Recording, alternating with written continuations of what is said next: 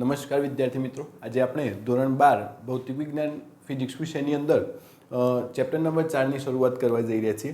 Chapter number 1 અને chapter number 2 આપણે એવું કીધું હતું કે સ્થિત વિદ્યુતશાસ્ત્ર પર આધારિત છે, જ્યારે ચેપ્ટર નંબર 3 અને ચેપ્ટર નંબર 4 એ ગતિમાન વિદ્યુતશાસ્ત્ર પર આધારિત છે અથવા તો ગતિકીય વિદ્યુતશાસ્ત્ર પર આધારિત છે, જેની અંદર વિદ્યુતભારો ગતિમાં હશે. હવે ચેપ્ટર નંબર 4નું નામ જ છે કે ગતિમાન વિદ્યુતભારો અને ચુંબકત્વ. આપણને આના નામ ઉપરથી જ ખબર પડે કે ચેપ્ટરની અંદર આપણે વિદ્યુત અને ચુંબકત્વનો અભ્યાસ કરવાનું છે.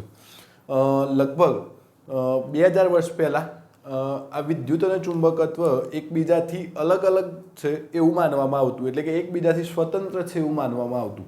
અહીંયા મેં નોંધ કરેલી છે કે વિદ્યુત અને ચુંબકત્વની શાખાઓ લગભગ 2000 કરતાં વધુ વર્ષથી જાણીતી છે. આ બંને શાખાઓ એકબીજાથી સ્વતંત્ર છે તેવું માનવામાં આવતું, પરંતુ 1820ની અંદર, એટલે કે લગભગ આજથી 200 વર્ષ પહેલાં આ વિદ્યુત અને ચુંબક એકબીજાની પૂરક ભૌતિક રાશિઓ છે અથવા એકબીજાથી પૂરક છે એવું માનવામાં આવ્યું. પૂરક છે એનો મતલબ શું થાય કે વિદ્યુતની અંદર ફેરફાર કરવાથી ચુંબકત્વનું નિર્માણ થાય અને ચુંબકત્વની અંદર આપણે જો કંઈ ફેરફાર કરીએ તો વિદ્યુતનું નિર્માણ થાય છે. તો એ એકબીજાની પૂરક છે એવું માનવામાં આવ્યું. ખાસ કરીને આ બાબત ઈસવીસન 1820માં આશરે 200 વર્ષ પૂર્વે જાણવા મળ્યું કે વિદ્યુત અને ચુંબકત્વ એકબીજાના પૂરક છે. એટલે આ બાબત શેના ઉપરથી જાણવા મળી કે 200 વર્ષ પહેલાં 200 વર્ષ પૂર્વે ડેનિશ ભૌતિકશાસ્ત્રી જેમનું નામ આપણે જાણીએ છીએ હાન્સ ક્રિશ્ચિયન ઓર્સ્ટેડ, એમનું પૂરું નામ છે હાન્સ ક્રિશ્ચિયન ઓર્સ્ટેડ. હું ટૂંકમાં લખું છું. ભૌતિકશાસ્ત્રી ઓર્સ્ટેડ નામના વૈજ્ઞાનિકે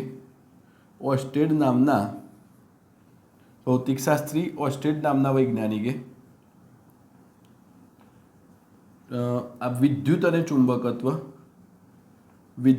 ચુંબકત્વ ને લગતા પ્રયોગ કર્યા અને પ્રયોગ પરથી એવું કીધું કે આ વિદ્યુત અને ચુંબકત્વ એકબીજાની પૂરક છે. તો શું પ્રયોગ હતો એમનો? તો અહીંયા હું પ્રયોગ દોરું છું. તો એની અંદર એક તાર હોય છે. અહીંયા આપણે દોરીએ છીએ કે આ તારમાંથી આ તારને બાહ્ય બેટરીની મદદથી આપણે જોડીએ છીએ. અહીંયા આપણે કળ રાખીએ છીએ.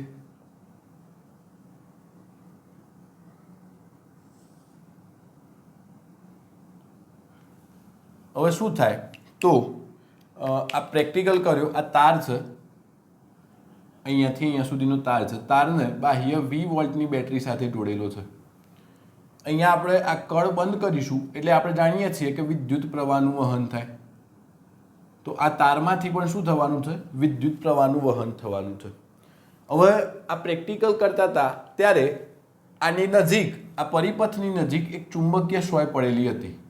ધારો કે હું અહીંયા બતાવું છું. આપણે એવું જાણીએ છીએ કે ચુંબકીય સોય જ્યારે એમને પડી હોય ત્યારે પૃથ્વીના ચુંબકીય ક્ષેત્રને કારણે ઉત્તર દક્ષિણ દિશામાં સ્થિર થયેલી હોય છે. પરંતુ ધારો કે આ પહેલાં આપણે અહીંયા વિદ્યુત પ્રવાહ પસાર નહોતો કર્યો ત્યારે આ સોય ઉત્તર દક્ષિણ દિશામાં પડેલી હતી. હવે જેવો વિદ્યુત પ્રવાહ અહીંયા ચાલુ કરવામાં આવ્યો ત્યારે આ સોયે અહીંયા શું, આની અંદર આપણને શું જોવા મળ્યું? તો ચુંબકીય સોયની અંદર અહીંયા આપણને કોણાવર્તન જોવા મળ્યું. એટલે ચુંબકીય સોયનું શું જોવા મળ્યું? અહીંયા કોણાવર્તન જોવા મળ્યું. એટલે અહીંયા લખવું હોય તો લખી શકાય કે આકૃતિમાં એક લાંબા સીધા તાર સાથે લાંબા સીધા તારને બેટરી અને કળ મારફતે જોડી તેમાંથી વિદ્યુત પ્રવાહ શું કરતા? પસાર કરવામાં આવે ત્યારે તેની નજીક રાખેલી ચુંબકીય સોયમાં કોણાવર્તન જોવા મળે છે. શું જોવા મળે છે? ચુંબકીય સોયની અંદર કોણાવર્તન જોવા મળે છે. હવે શું કરવામાં આવે છે કે અહીંયા હવે આપણે શું કરીએ છીએ, પહેલાં જે પ્રવાહ જે દિશામાં વહન પામતો હતો એ દિશા કરતાં પ્રવાહનું વહન આપણે ઉલટાઈ દઈએ છીએ. ટૂંકમાં પ્રવાહની દિશાને આપણે ઉલટાઈએ છીએ. તો શું જોવા મળશે, પ્રવાહની દિશા ઉલટાવતા અહીંયા જે પહેલાં કોણાવર્તન જે દિશામાં મળતું હતું એ કોણાવર્તનની દિશા પણ શું થાય છે, ઉલટાઈ જાય છે. અહીંયા આપણે શું કરીએ છીએ, આ સીધો તાર જ છે, તો આ તારમાંથી અહીંયા આ ધન છેડો છે, ઋણ છેડો, આ કળ બંધ કરતા આપણે જાણીએ છીએ કે વિદ્યુત પ્રવાહનું વહન થાય. વિદ્યુત પ્રવાહનું વહન થાય તો ધારો કે આ પહેલાં ચુંબકીય ક્ષયનું કોણાવર્તન આ દિશામાં હતું, તો હવે ચુંબકીય ક્ષયનું કોણાવર્તન પણ શું જોવા મળે છે, અહીંયા ઉલટાઈ ગયેલું જોવા મળે છે. તો અહીંયા લખીએ છીએ, હવે જો વિદ્યુત પ્રવાહની દિશા ઉલટાવવામાં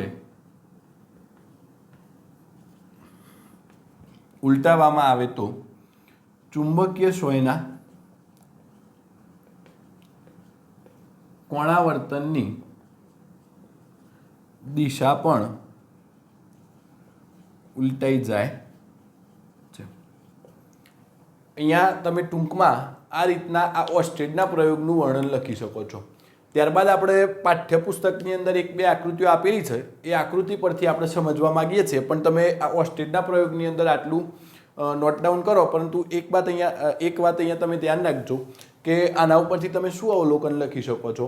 એ હમણાં આપણે લખીએ છીએ છેલ્લે કે આ તારમાંથી વિદ્યુત પ્રવાહ પસાર કરતા, અથવા તો વિદ્યુત પ્રવાહ શું છે આપણે જાણીએ છીએ કે ગતિમાન વિદ્યુતભારના કારણે વિદ્યુત પ્રવાહનું નિર્માણ થાય છે. તો ગતિમાન વિદ્યુતભારના કારણે અહીંયા તારની આસપાસ ચુંબકીય ક્ષેત્ર ઉત્પન્ન થતું હોવું જોઈએ, તો જ આ ચુંબકીય ક્ષય શું બતાવે છે, કોણાવર્તન બતાવે છે. એવું ઓર્સ્ટેડે આપણને અવલોકનની અંદર કીધું હતું. હમણાં આપણે નોટ ડાઉન કરીએ છીએ, પહેલાં તમે આ નોટ ડાઉન કરતા હોય તો કરી લો. હવે આપણે પાઠ્યપુસ્તકની અંદર આપેલ આકૃતિનું વર્ણન જોઈએ છીએ. હવે શું છે પાઠ્યપુસ્તકમાં આપણને શું આપેલું છે એની ચર્ચા કરીએ. આપણે આ ધારો કે તાર છે, એ તારને આપણે હું આ રીતના લઈ લઉં છું.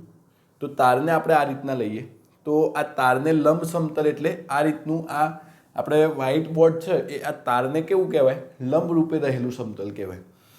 તો આ તારમાંથી જે વિદ્યુત પ્રવાહ ધારો કે બહારની તરફ આવે છે, તો પ્રવાહ બહારની તરફ આવે છે એને આપણે અહીંયા જો ડોટ સંજ્ઞા વડે દર્શાવીએ છીએ, ટપકા વડે દર્શાવીએ છીએ, તો આપણે એવી અહીંયા ચર્ચા કરી કે તારની આજુબાજુમાં અહીંયા આ ચુંબકીય ક્ષય કોણાવર્તન પામે છે, એટલે કે તારની આજુબાજુમાં એક ચુંબકીય ક્ષેત્ર ઉત્પન્ન થતું હોવું જોઈએ.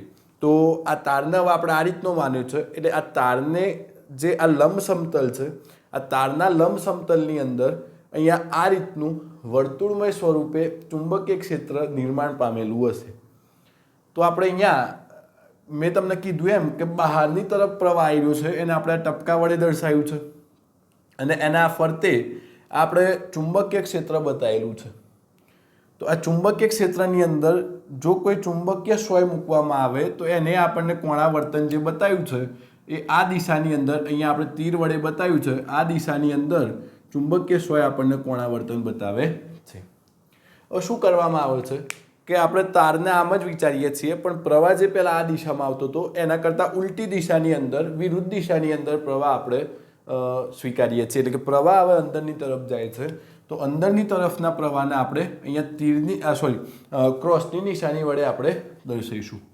તો પ્રવાહની દિશા પહેલાં અહીંયા આમ હતી, હવે અંદરની તરફ થઈ ગઈ, એટલે પ્રવાહની દિશા ઉલટાવતા અહીંયા આપણે મેં અહીંયા લખેલું જ છે, આપણે આગળ હમણાં વર્ણન લખ્યું હતું કે પ્રવાહની દિશા ઉલટાવતા જે કોણાવર્તન ચુંબકીય ક્ષય કરે છે એ કોણાવર્તનની દિશા પણ શું થાય છે, ઉલટાઈ જાય છે.